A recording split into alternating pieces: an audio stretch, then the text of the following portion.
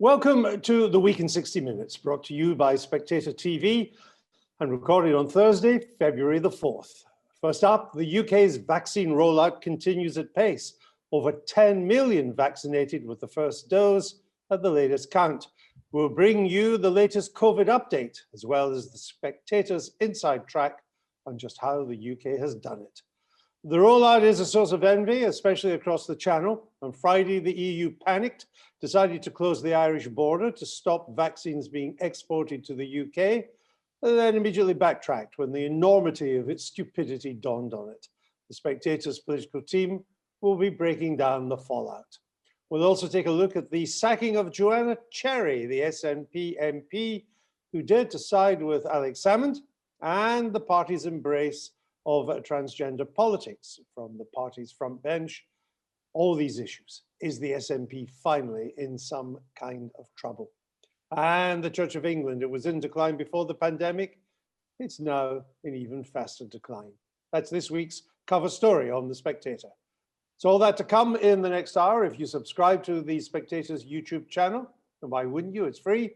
You'll never miss a program. Just click the subscribe button at the bottom right of the screen now. As always, a very special thanks to Charles Stanley for their continued support of the Week in 60 Minutes. Charles Stanley is one of the UK's leading wealth management firms and one of the oldest companies on the London Stock Exchange. We're delighted to be partners with them. Now, before the vaccine, British pandemic policy was marked by repeated failures, but its vaccine rollout has become the envy of many other countries, especially those across the Channel. Kate Andrews joins us to bring us up to date with the latest stats. She's the editor of the Spectator's daily COVID-19 update newsletter, the only roundup you really need for the latest on the coronavirus pandemic in Britain and abroad. Kate, over to you. Thanks, Andrew. At yesterday's press conference, Chief Medical Officer Chris Whitty said that the UK was past its peak of this wave of the virus. And as you can see from this first slide, the data really reflects that. Daily cases are now hovering around where they were in early December when England was coming out of its first lockdown. And as Spectator TV watchers will remember from last week, we looked at hospitalization admissions in the UK, and those also appeared to be on a downward trajectory. But we were cautious, knowing that these figures can be revised upwards. But it's a week later, and if we look at this next slide, we can see that decrease in admissions very clearly now. Still, Chris Whitty warned yesterday that these figures were incredibly high in his words, and that the NHS was still at risk from suffering capacity trouble, what he deemed as extraordinarily fast in a bad circumstance. I'm going to come back to that point in just a minute, what these decreases could mean potentially for lockdown easing. But first, I want to look at the Office for National Statistics antibody survey. As you can see on this next slide, the latest survey shows 15.3% antibody prevalence in England. That's up from 10.7% last month. Now, back in the first wave, an increase would suggest higher case numbers and more circulation of the virus. This time round, infections are certainly playing their role again, especially with the more aggressive strain, the Kent strain of the virus. But the exciting news is that vaccines are also playing their part too now. As you can see from this next slide, the age breakdown is really remarkable. The highest antibody positivity in England is for the over 80s, who of course have been prioritized for the vaccine. Roughly 25% of that age group is now showing antibodies, and that's with a 95% confidence interval. Now, this latest survey runs 28 days leading up to January 18th, and we know that it can take several weeks for antibodies to kick in once you've had the jab. So this survey is really looking at the beginning stages of the vaccine rollout, which started on the 8th of December. It's accounting for maybe up to a month. But what's exciting is that if we consider the fact that what we're looking at here is showing the beginning phases of the rollout, that would suggest in the next survey, we could be seeing some extraordinary figures that are taking into account the millions of people who have been getting their jabs and building up antibodies. And the ONS is going to be releasing these surveys fortnightly now, so we're going to get to see that vaccine factor play out soon. All of this bolsters the narrative that the UK's procurement process and rollout of the vaccine has been right. It's gotten its strategies right. A story which Katie Bowles has written up in the magazine this week, and I know is going to be discussing in detail in a little bit. Between the four nations, as you can see in this slide, we've reached the 10 million jab milestone, and the UK is still on track to hit its mid-February target of the first 4 priority groups being vaccinated, and there's now talk of early April when the over 50s, that's priority groups 1 through 9, would be vaccinated. So what does this all mean for the easing of lockdown? Well, on the one hand, you had even more good news this week, the preprint of an Oxford trial published in The Lancet, which showed that the vaccine had a 76% efficacy rate. That's 6 percentage points higher than was originally thought, and crucially, that it seemed to cut transmissions by 2/3. Now, this last slide shows some SAGE modeling, which projected that vaccines cutting transmissions by over 50% could get deaths to near zero around April. Though hospitalizations might trail this, as under 65s make up roughly 65% of those in the ICU right now, of course they are more likely to recover. But there's a catch in this slide. It's also assuming September-style restrictions. That means major social distancing rules still in place. That's certainly not what we would call normal. So as we hit these targets, mid-February, the most vulnerable being inoculated, hopefully by early April, the over 50s being inoculated, pressure is going to mount on politicians for society to start opening up. And there are major questions to be answered. How low do hospitalization and death rates have to be in order for us to meaningfully reopen? And what is the tolerance for risk? Health Secretary Matt Hancock told The Spectator just last month that once the most vulnerable were protected, that we were going to cry freedom. But whether the government is actually willing to make the case for freedom is a different story indeed. Back to you, Andrew. Just before you go, Kate, there's been a lot of argument, mainly from the French, about the Oxford vaccine, and also some reports that you could get vaccinated with, say, Pfizer for the first dose, but a different vaccine for the second. Just tell us a bit more about that. Sure. Those are two separate stories. The first is that there have been criticisms from European leaders about the Oxford-AstraZeneca vaccine. This is very strange given that the European Medicines Agency has approved the vaccine for all age groups, but there are still some leaders suggesting that we don't know enough about it to say whether or not it would protect the most vulnerable, i.e. those in older age groups. The good news from that preprint Oxford trial that we got this week is that the efficacy rate is thought actually to be higher than we originally estimated it to be. All the signs are still pointing in a positive direction for the Oxford vaccine. I think what you could take away as well is that the EU's desire to get more Oxford jabs into the bloc and their push to get a higher order is going to be slightly undermined by major European leaders, including Emmanuel Macron, suggesting they're not going to use it to inoculate their most vulnerable. Why wouldn't you then keep those jabs in the UK, where we are using it to inoculate the elderly? The second thing you mentioned, Andrew, is a voluntary trial in which they're going to look at what is essentially a vaccine cocktail. If you give somebody one type of jab first and another type of jab second, to see if you can increase its effectiveness. This is all going to be voluntary. Volunteers are going to know that they're part of this trial. It is not going to be carried out as part of the major vaccine rollout to make sure everyone's inoculated. So nobody needs to worry that that trial is being conducted on them when they get their vaccine. Everybody will know going into it that they're in that trial. And it's exciting, really. It could be a real discovery process. If we find out that mixing these vaccines together can get a higher efficacy rate, it means people are better protected. Okay, the only unhappy person will be President Macron.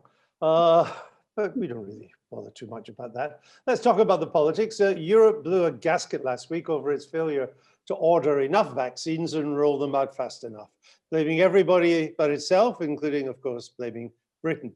The Brussels Commission has since backed off, but hostilities are still lying just below the surface. Let's bring in James Forsyth, our political editor, and Katie Bowles, our deputy political editor, to reflect on where we are now and how the last week unfolded. James, where are we now on relations between Brussels and London? Well, I think things are pretty tense still. I think there was a certain amount of disbelief in UK government circles about some of the things that EU leaders are saying. So you had Emmanuel Macron suggesting that the Oxford vaccine was quasi-ineffective in the over 65s. You've had Ursula von der Leyen, the Commission President herself, suggesting that those countries that had got vaccinating before the EU had failed in their gigantic responsibility to ensure the vaccines are safe. And I think there is a certain bemusement about this behaviour, because there is a sense that this risks being not just irresponsible but self-defeating on behalf of EU leaders, because there are several countries in the EU, most notably France, where there is a large amount of anti-vaccine sentiment. So statements like this kind of risk inflaming that situation, and I think that is the problem. And so I think that they have been rather foolhardy. I think this is all because the Commission feels very much on the back foot. It's worth remembering that a small group of European countries, including France, Germany and Holland, had started off on a vaccine procurement programme last spring. But then the Commission insisted on taking it over. And the criticism is that they negotiated poorly. They didn't realise that the earlier you signed these contracts, the more time you had to kind of work out production difficulties and the like. And they negotiated harder on price and indemnities. And this slowed the whole process down. And I think what really drove the Commission wild was when the CEO of AstraZeneca gave an interview essentially setting out the things that he felt the Commission had done wrong, that the UK was getting more vaccine because it had signed its contract earlier, which had given more time to set things in place. And I think the Commission were furious about that. And they were furious because they thought this was going to stoke up the criticism that the vaccine programme was receiving, particularly in the German press. And so they then kind of got into this slanging match for AstraZeneca. They went to the lengths of publishing the contract with AstraZeneca, which was far from a slam dunk. I actually think weakened their case. And then they came up with this idea of a kind of export transparency mechanism. And the idea of this was to ensure that, vaccines that were meant for the EU weren't being shipped out of the bloc. But I think the fact that the EU have done this has caused it kind of diplomatic damage, because it's hard to portray yourself as a great defender of the rules-based international order when you're doing things like this. And it also affects countries other than the UK. Both Canada and Japan have complained vociferously about this because they are expecting to get and have contracted to get vaccines that are being produced within the EU. James, they backed off, the EU backed off over the Northern Ireland border when it realized the road it was going down. But is it not true to say that Brussels, the Commission, still expects to be informed to be given details of any vaccines that are going to be exported out of the EU? Yes, and they still have a mechanism in place where if the Commission and the Member State agree, the export could be blocked or stopped. Now, they say this is just to make sure that companies aren't saying to them, I'm terribly sorry, we haven't got enough supply to supply you, while sending the vaccines elsewhere. But it is obviously clearly a kind of protectionist measure. Now, in their Friday night phone call, Ursula von der Leyen promised Boris Johnson that the UK's Pfizer deliveries would not be held up by this regime. But I think this is a tension that is not going to go away. And I think that there will be considerable nervousness on other countries' parts now of contracting with firms that are building their vaccines in the EU, because it's not hard to imagine a situation where the EU rollout continues at this slow pace. There's more and more criticism, and the EU starts saying, well, we're going to keep all the vaccine produced in the bloc for use in the bloc.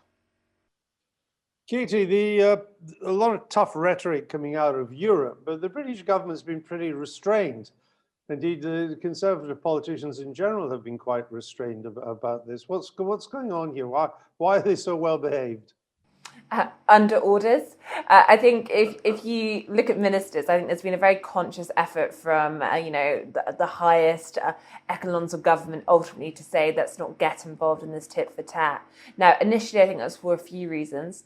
I think that the UK government were very keen this stayed as an argument between AstraZeneca as a company and the EU as a bloc, rather than what the EU seemed to be pushing into, which is the idea of the UK is ahead of us and that is a problem. So they wanted it to remain a contractual dispute. Boris Johnson kept playing it down. I think, however, as we have seen the EU leaders, Macron, as was mentioned, cast doubt on the Oxford vaccine. I think that's been harder to hold up. You have started to hear the occasional number 10 stools talk about, is it really such a great idea for countries with lots of vaccine skepticism to have their leaders in a way stoking it?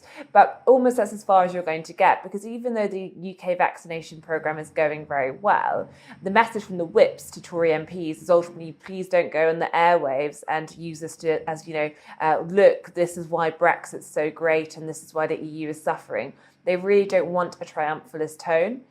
They want to look as though they are the adults in the room. But the British must have been a bit surprised, but there was almost a Trumpian tone to what some of the European politicians were saying, from President Macron effectively saying you can't really trust this Oxford AstraZeneca vaccine, to the Germans saying we're not going to give it to people over 65. I mean, it is the kind of stuff that we were used to when Mr. Trump was in the White House. We never thought we'd hear that coming out of the Elysee Palace or from German politicians.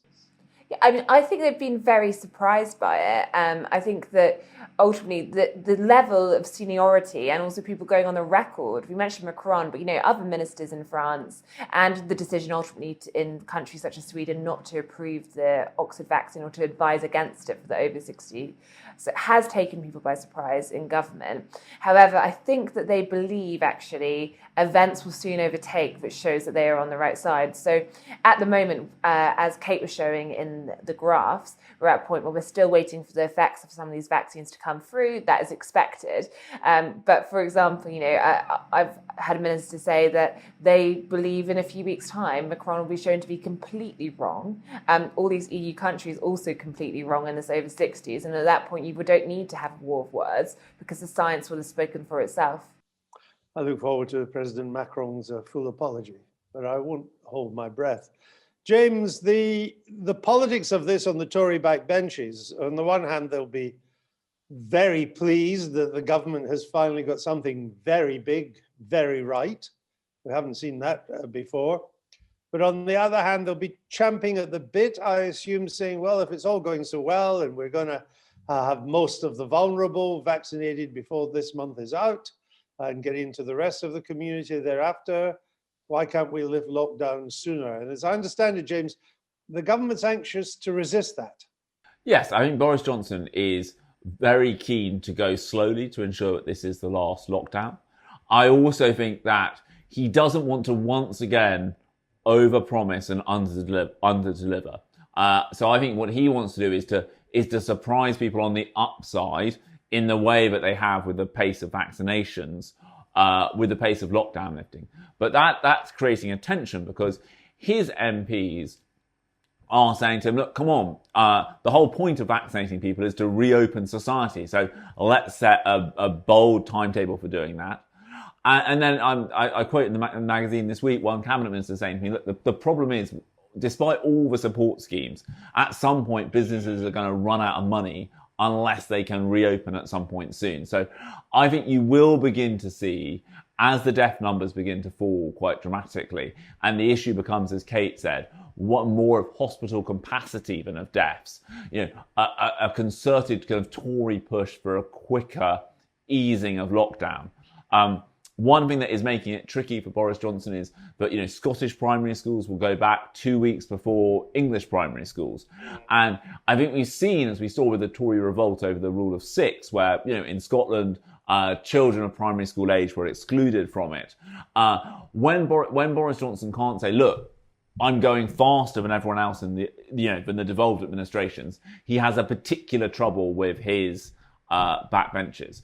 But I think the kind of question now, but I think the other crucial point is, if this Oxford cutting transmission by 2/3, if that evidence holds up and is borne out in the vaccination stats, I think we could be looking at a much quicker return to normality than we expect. Interesting. Well, we shall see. That would please lots of people. Katie, you've got a fascinating piece in the magazine this week, which looks at why did the Brits get the vaccine strategy right? So far, we're not there yet, but news is It doesn't get worse every day. It seems in some ways to get better. And there are a number of things you identified: a vaccine task force, getting the right people onto that task force, particularly the head of it, and also ordering a lot of stuff with very robust contracts. Talk us through the background to our success. Yes, so as you say, we're not there yet. It's still in the middle of it. But I think ultimately you're increasingly hearing figures in government talk about the vaccine task force, the vaccine success story so far, as something they can learn from in terms of future endeavours all across the spectrum. Now, I think to understand how it came about, we've got to remember PPE and the debacle over PPE. Soon after the pandemic, we were told there was plenty of PPE. The Public Health England had a plan, but quite quickly you saw this global scrabble for a resource which everyone wanted and was in limited supply. Contracts rendered meaningless and ultimately quite painful for the government. There were stories about planes, on the way that never quite landed and so forth. And I think Patrick Vallance, the Chief Scientific Officer, quite early on from that, realised that the vaccine approach was going to have to be different. Now, this was not just because PPE had gone so badly, but because vaccine procurement isn't just about medicine. It's clearly complicated contracts. And a case was made to Boris Johnson that they would need to get a vaccine start in the form of Kate Bingham, the person he chose. I think probably the most instrumental thing, though, was looking at PPE and the shortages. There was an early recognition, I think, across the cabinet of vaccine nationalism, which is why when Oxford were going to partner with Merck, the American company, it was vetoed. And you got the AstraZeneca contract instead. That was bulked up even more with an intervention from Patrick Vallance in Number 10, saying, in a way, to get this, rather than best efforts, to get this steady supply, let's give Oxford AstraZeneca something, and therefore let's pay for lots of that manufacturing. So you're starting to see what formed a lot of this whole strategy, which is where you can manufacture in the UK.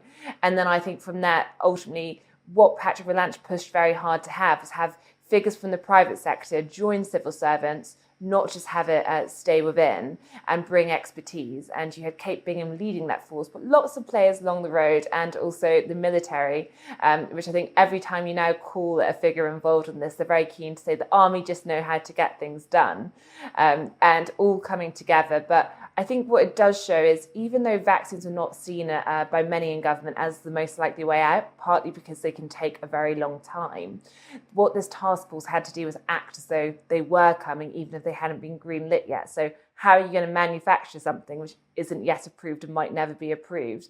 And therefore, that's a different approach they had to use.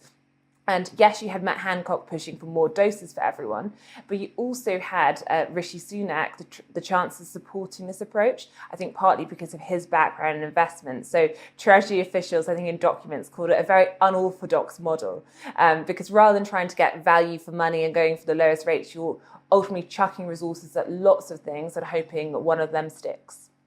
And Katie, I understand that the government is so taken by its own success on this that it's looking at what happened with the vaccine task force and various other things associated with that, how it was done, the role of the private sector, the role of a sort of vaccine czar, the importance of getting robust contracts, which governments are often not very good in negotiating. Rolling all that up, it sees quite fundamental lessons in this for other areas of government in the future.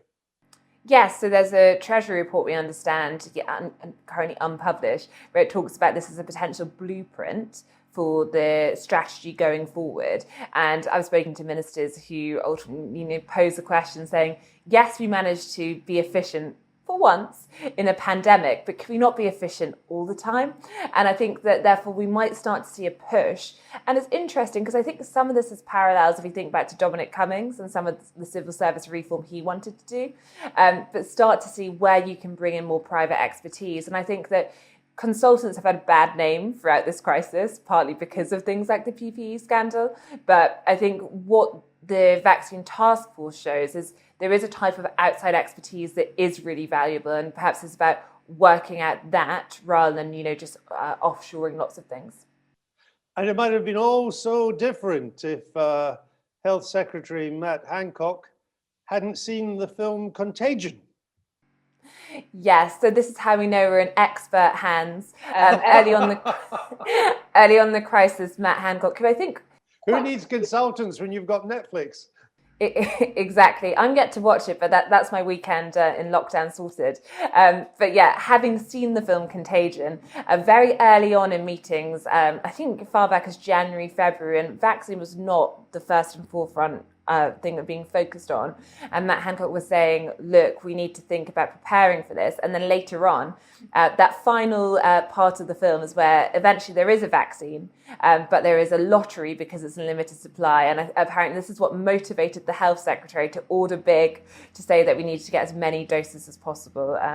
So Contagion has helped us all, apparently. Very well. All right, James, let me finish up with you on this segment of the show. We talked in previous weeks, last week, the week before, about how the vaccination policy was also the economic policy, that it needed to work to be able to open out the economy again. Looking at the polls with the Tories now ahead of Labour again, looks to me like the vaccine policy is also the government's political policy as well.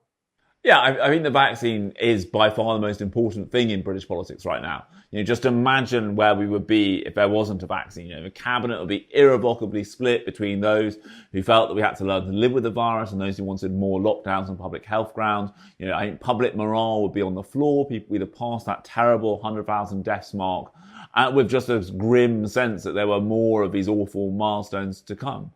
And I think that the crucial thing here is that if the UK gets out of restrictions and gets its hospitals cleared before other neighbouring countries, then I think that people will think, oh, well, hang on a second. Yes, the government have got things wrong in this crisis, and they undoubtedly have, but we are out of it earlier. And I think that because of, we know that people remember put the most store on what has happened to them most recently.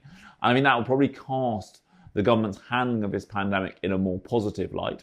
I also think if the UK is out of restrictions because of its vaccination programme before most EU countries, I think that will help Boris Johnson say, look, I got Brexit done and there are benefits to it. And also the other big problem for him in his premiership is going to be the union with these Scottish Parliament elections later this year. And I think that, if the UK state has managed to do this and to roll out the vaccine, to buy the vaccines, to help develop the vaccines, I think there will be a benefit for the union in that too. All right, you tee up our next segment. She's on Scotland and the union. But James and Katie, we thank you for that. We'll let you go now. James Forsyth has done his weekly political column on what he was just talking about there. As always, it's worth a read. And Katie's article is on the background to the success of the British vaccine programme, why it did go right so far, fingers crossed. Now, Scotland's ruling SNP is in trouble on several fronts, but it doesn't seem to dent Nicola Sturgeon's popularity, at least not so far. She's still easily favourite to win Scotland's May elections. However, she is increasingly assailed on all sides, from Alex Salmond's claims that she was part of a conspiracy to do him down, to Scotland MP Joanna Cherry, who this week was fired from a frontbench position, also to criticisms that the rollout of the vaccine north of the border is not going quite as smoothly as it is elsewhere in the UK, to unrest among the more fundamental among her rank and file, who think she's not moving fast enough for a second referendum. So a lot there building in, but Nicola Sturgeon still well ahead in the polls. And the only question seeming to be, how well will she do come the Holyrood elections in May? Let's discuss all this with the Spectator's Scotland editor, Alex Massey, and Spectator contributor and columnist for the Scottish Daily Mail, Stephen Daisley. Gentlemen, welcome to you both. Alex, let me come to you first. It is right to say, but putting aside the impact that it's having, whether there's much fallout, there's much cut through, that the government, the Scot government, Nicola Sturgeon, they are a little bit beleaguered at the moment.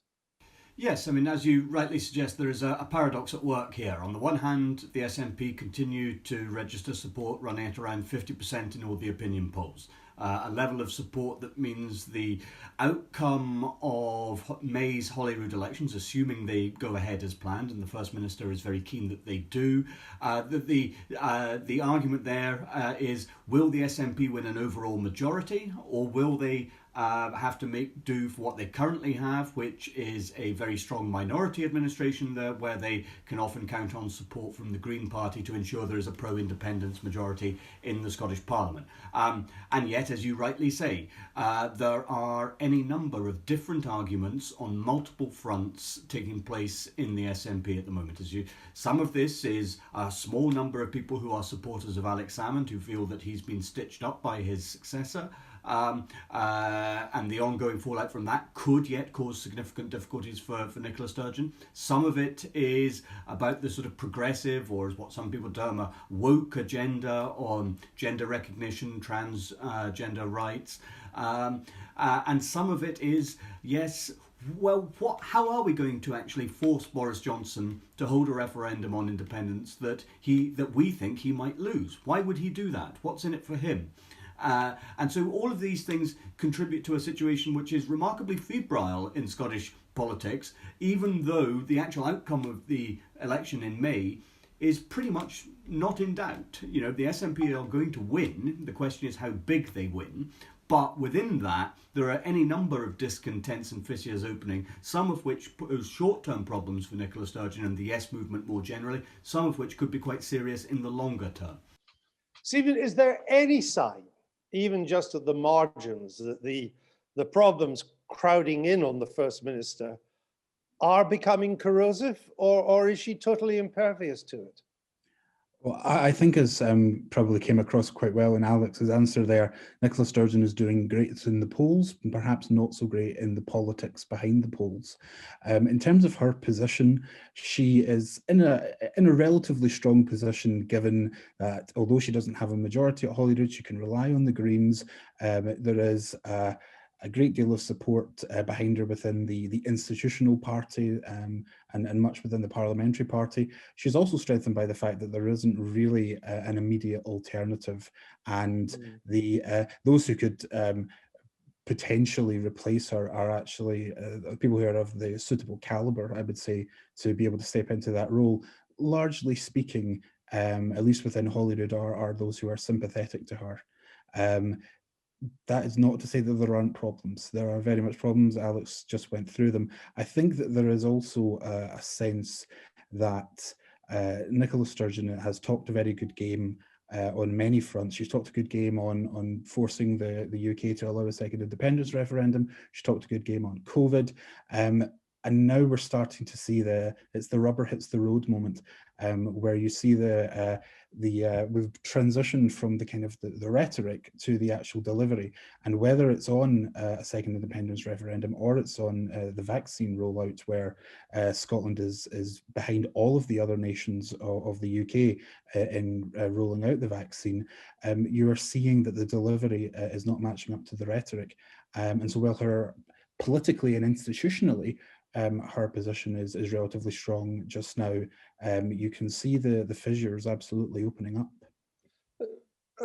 Alex, the one thing, if looking in from the outside, the one thing that is surprising, and I'd put it stronger than that, it's kind of jaw-dropping, is that in the inquiry, the Hamilton inquiry, the Irish QC into whether or not Nicola Sturgeon misled the House over Alex Salmond and the process, and then the parliamentary inquiry into the broader areas of the whole salmon business, the amount of information that would normally be in the public realm is not allowed to be put into the public realm.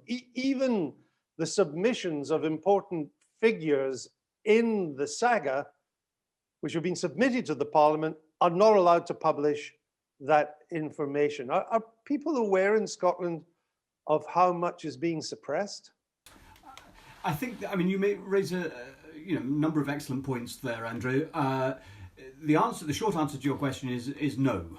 There is a widespread feeling that although the political and media class is very interested in the nuts and bolts of this issue, the general public remains fairly indifferent to it. That is partly because there is obviously a sense, I suppose, that the pandemic and its management is a rather greater matter than what happened between Alex Salmond and Nicola Sturgeon a number of years ago, and who said what was said at what meeting, etc., etc., etc. All of which becomes very detailed very quickly and very difficult to cut through. There still isn't a sound bite-sized charge against Nicola Sturgeon, save that she has quite possibly, and possibly on multiple occasions, at best misled the Holyrood Parliament and quite possibly lied to it. Whether that would, traditionally, obviously, that would, if confirmed, if proved, if accepted, would traditionally count as a resignation matter. But Nicola Sturgeon's poll ratings and amongst the public as a whole, not just SNP supporters, and it's important, I think, to stress that, are such that I think quite a lot of people could be persuaded that ordinary circumstances do not apply just now, and that she could conceivably survive a scandal that would have destroyed all her predecessors. But you are absolutely right also to suggest that the way her government has handled this inquiry, having initially promised its full cooperation, has persuaded an awful lot of people, I think, that there must actually be something more to it than meets the eye. Because a government that really had nothing to hide, a First Minister who really was prepared to cooperate with the inquiry to the fullest possible extent, simply wouldn't be behaving like this. So it leads one to think that there is something being covered up. Now, the question then becomes, is it a catalogue of incompetence that is being covered up, or a catalogue of malice that is being covered up, or some mixture of the two in proportions we don't yet know? But it is an excellent example of how not to run these affairs. I think if you are going to have a parliamentary inquiry, and if you are going to take credit for your supposed candour and frankness in establishing an inquiry into yourself, then you really do have to follow through on that and cooperate with it properly. And that clearly has not been the case in this instance. Stephen, one of the things that does surprise is if you take some key submissions that this parliamentary inquiry has asked for crucial witnesses, one from Jeff Aberdeen, who was Alex Salmond's chief of staff and was involved in a particularly crucial meeting with Nicola Sturgeon way back in 2018. And I take to Alex's point that a lot of this is kind of almost ruritarian in its information, in its complexity. But the point is that this is a submission to a parliamentary inquiry. But the parliamentary inquiry has decided it's unable to publish that evidence. I have been told that Alex Salmond's submission to the public inquiry, that may not be published either. And that indeed he is worried about even testifying before this inquiry in case on some areas he's found to be in contempt of court. I mean, to be honest, you just wouldn't get away with that in Westminster. I think that is a valid point. It's important to separate out the issues. So one of the issues is, of course, the question of jigsaw identification, which is, I think we all agree, very important. This is of the women who complained and eventually led to Alex Salmond's trial and the importance of protecting the anonymity of the complainants. Yes, absolutely. And so a good example of that was the committee has had to slightly drag it out of the Crown Office, but it got access to WhatsApp messages, which it has said that the committee said it won't publish to the general public because it views them as a support group of women who are supporting each other, and that wouldn't be appropriate, obviously, to publish that. There is the issue of jigsaw identification, but if we put that to one side, there is a broader question about how forthcoming the Scottish Government has been willing to be with documents, and how robust the committee has been in attempting to secure some of those productions. And there is a sense that the committee is simply not robust enough, it's not strong enough in itself to force the Scottish Government to produce some of these documents. And that is, I think, one of the unfortunate facts, is that the committee has although has done some diligent work, and all credit to it for doing that, but there are some who wonder if this is simply a committee that was chosen as the forum for investigating this matter because it would not be able to get to the truth, because it would not be powerful enough to hold the Scottish Government to account. Well, it's certainly ironic, Alex, that this committee doesn't seem to have the necessary teeth to do a proper inquiry, because, I was in Scotland when the Parliament was set up, and the supporters of devolution, their great boast was our committees are going to have real teeth.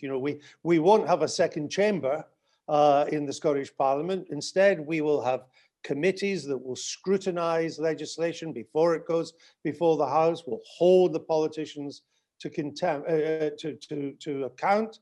And yet here, Alex, you have a situation where you can turn up and testify under oath. It turns out what you said wasn't true. And instead of facing the force of the law for testifying wrongly under oath, you're asked to come back and put the record straight. And if you don't feel like it, you say, actually, I can't be bothered, I'm not coming back. Again, in a major select committee in Westminster, that would just never happen. That's true. Again, lots of things going on simultaneously. The committee structure at Holyrood is too weak. I think there is a general acceptance of that at Holyrood. It is too weak partly because, as well, it is these committees are staffed by people who are not themselves particularly capable. It doesn't have proper legal counsel. It's not high enough.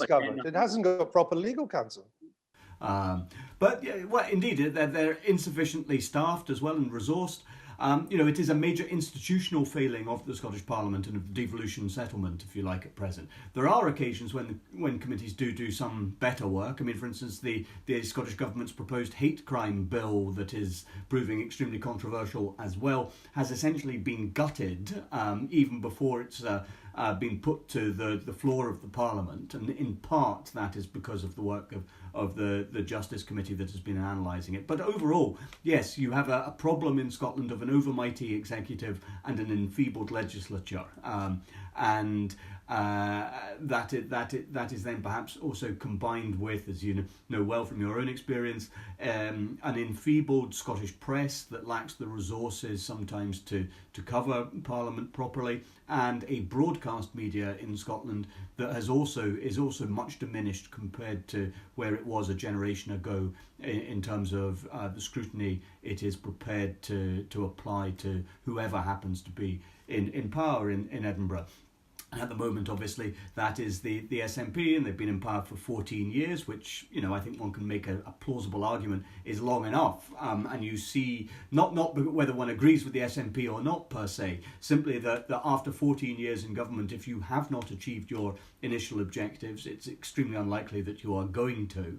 And all governments run out of steam, of ideas, and the ability, the capacity to reinvent themselves. And I think we're seeing a lot of that with Nicola Sturgeon's government at the moment as well, which accounts for some of the sort of frustration and this sort of curious sense, again, as we were saying at the beginning, where on the one hand Scottish politics is extremely stable, the SNP first, everyone else nowhere, and yet within that there is an enormous amount of strife and instability and inside the SNP and more generally in Scottish politics. It is, if you like, a sort of Caledonian antisyzygy of our times.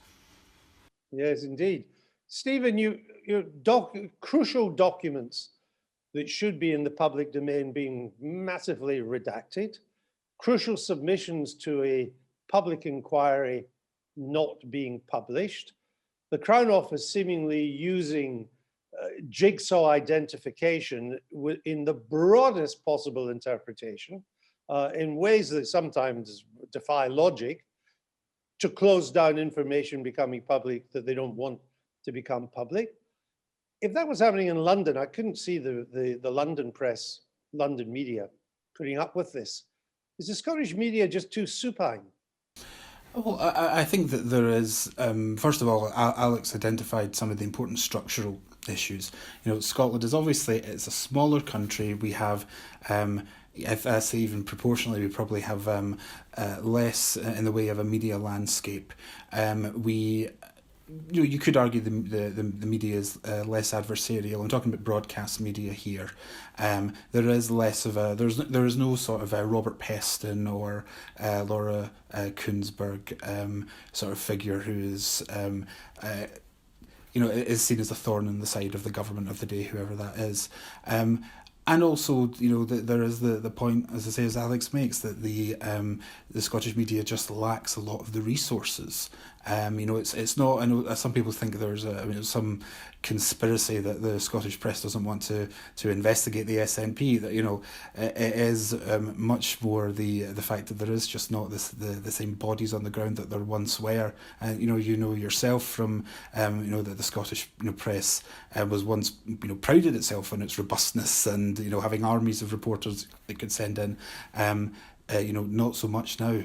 I think this is probably shown up the real trouble you get into when you don't have a robust, well-staffed, well-funded adversarial media, where you have a government that is in trouble on all sorts of fronts, and yet on what is, as you say, if this were happening in Westminster, this would be not only would be national news, I argue it would be international news. That is not happening in Scotland. It is, as Alex and you've also alluded to, it's barely cutting through with people. So I think this does show what happens when you don't have a robust media, and that is I think that highlights the problem, that we have several democratic flaws in Scotland. The Parliament is too weak, the press is too weak, and the government is not held to account enough. Let me just finish on the post-election politics, starting with Alex, and then I'll come back to you, Stephen. Let's assume that Nicola Sturgeon wins. That's not a dangerous assumption.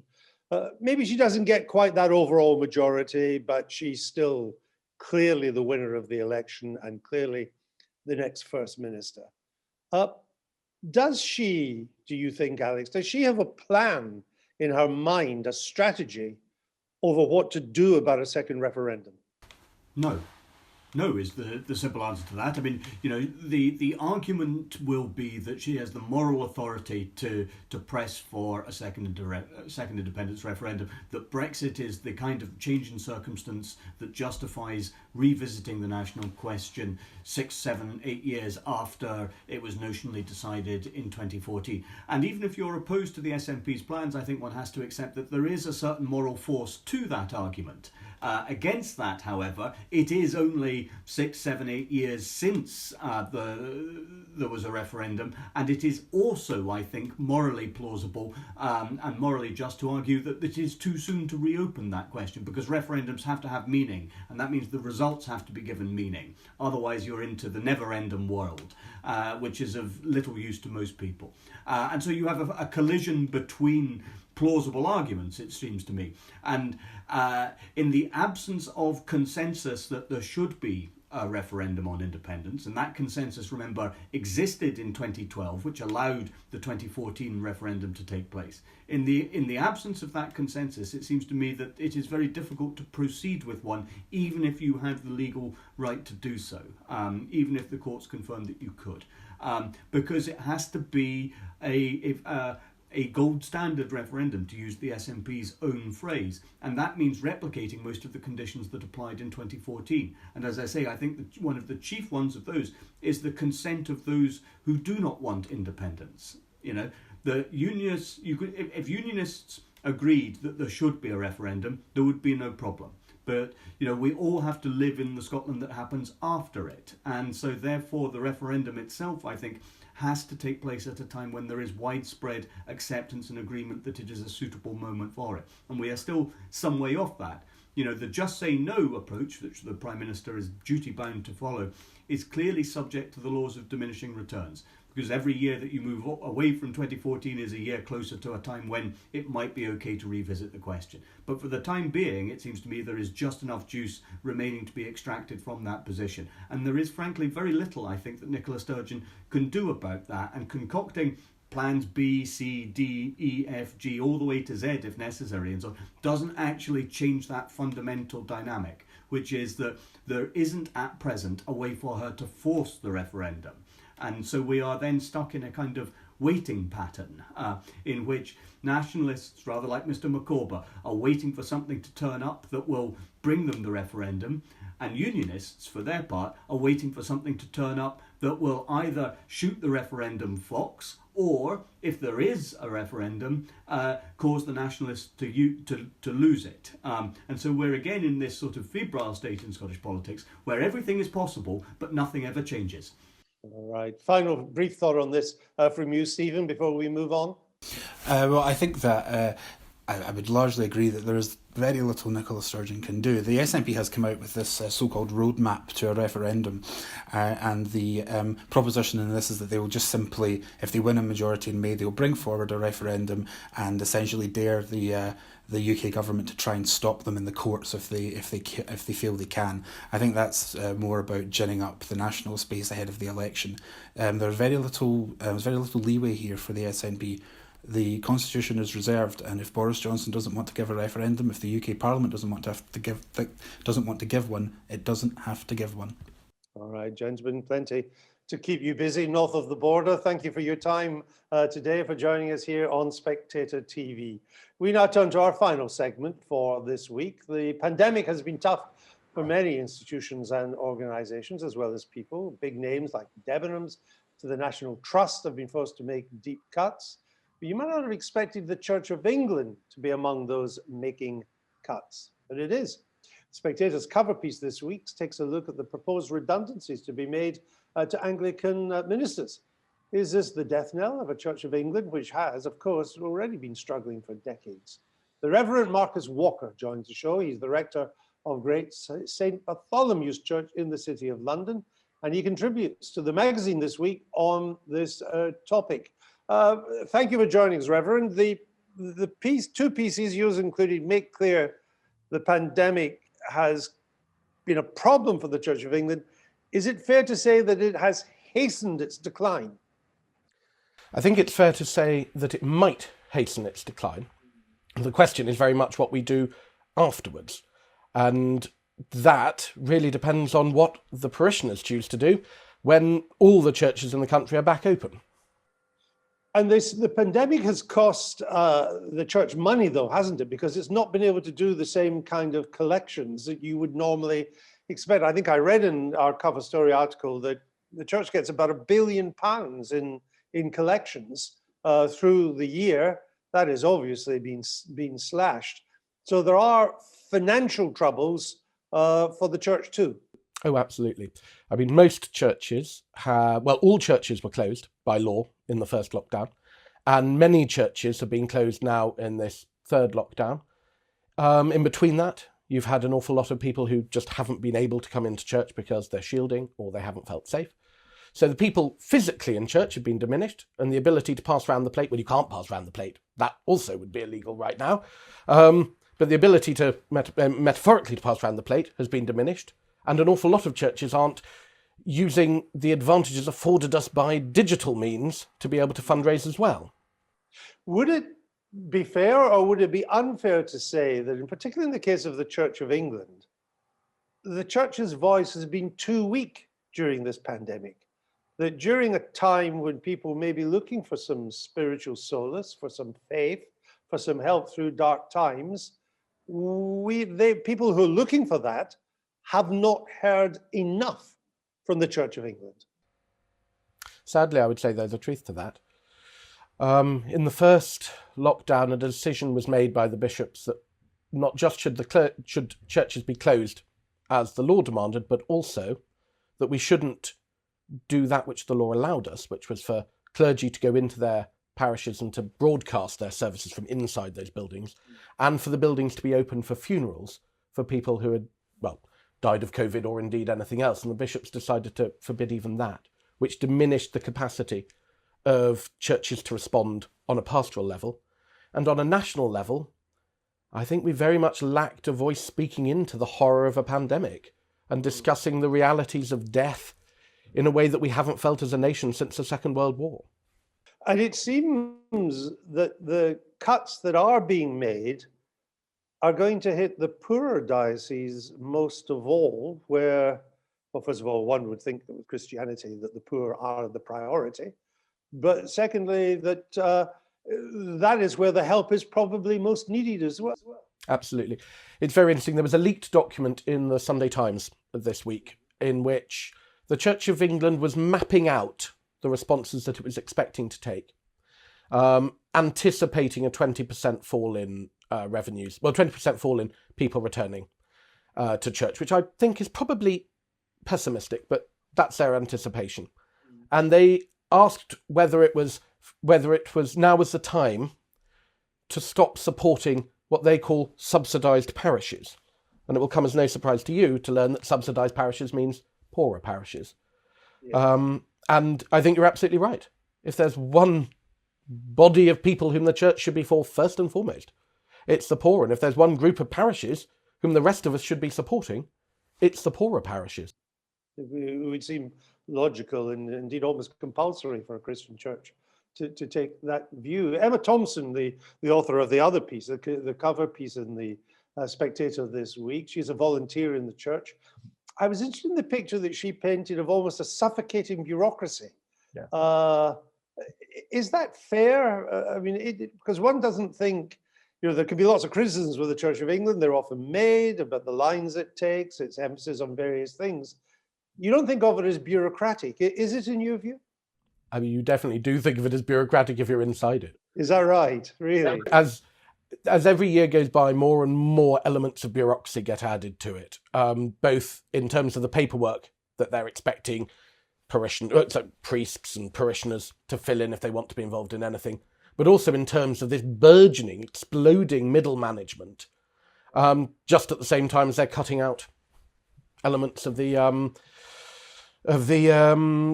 frontline services.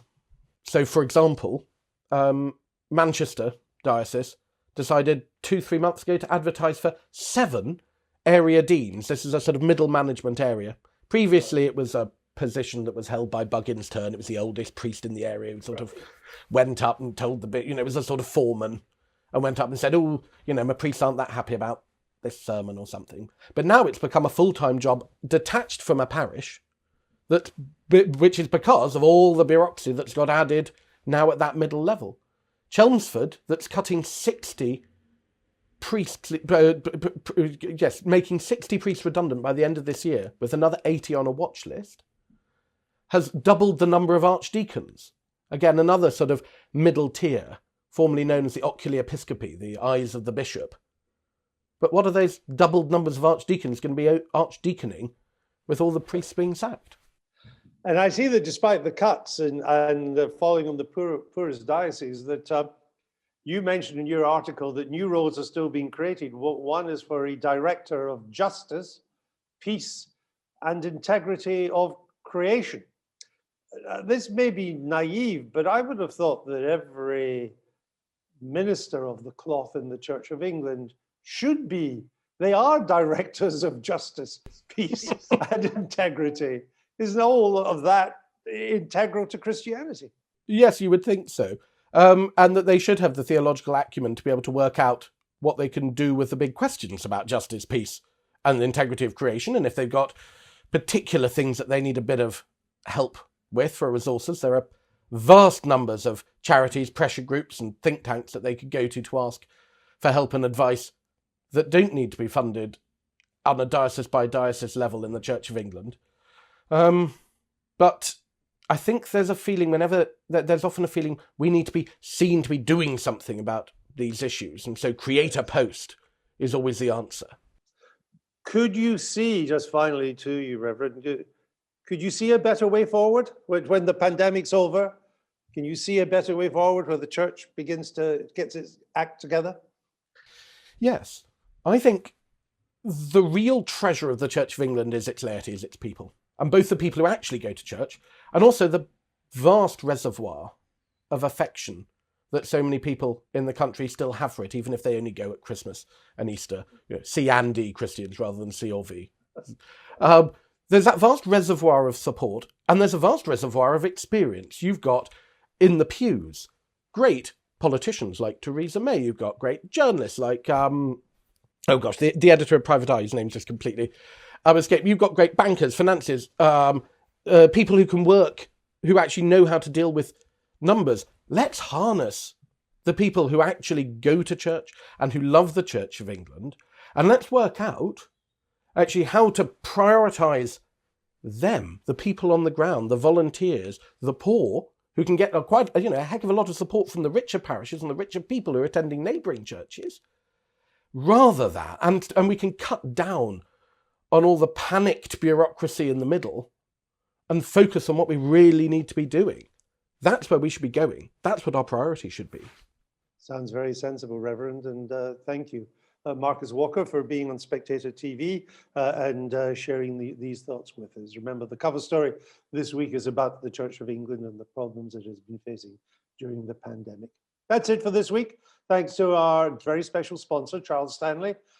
They continue to sponsor the Week in 60 Minutes. We're very grateful. Charles Stanley, one of the UK's leading wealth management firms. It's one of the oldest firms on the London Stock Exchange. We love having them as our partners. A final reminder that if you subscribe to the Spectator's YouTube channel, it's free. You'll never miss another episode. You just click the subscribe button at the bottom right of the screen now. As always, send us any thoughts you have to spectatortv@spectator.co.uk. That's spectatortv@spectator.co.uk. That's it for this week. Join us again next week. Bye-bye.